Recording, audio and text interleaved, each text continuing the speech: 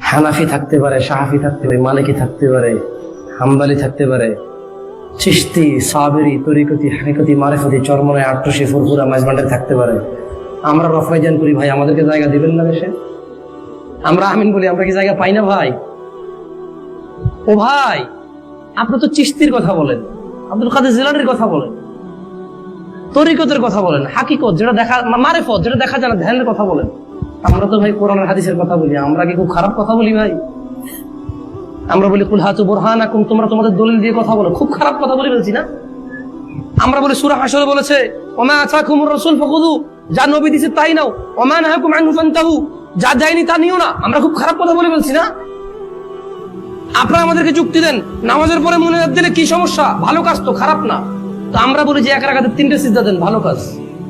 তখন দিবেন? তখন বলবেন নামাজ হবে না। কেন? ভালো কাজ তো। আপনারা খালি যুক্তি দিয়ে চলেন, আমরা প্রমাণ খুঁজি। আমরা খুব খারাপ হয়ে গেছি না? আল্লাহ আমাদেরকে বুঝার তৌফিক দান করুন।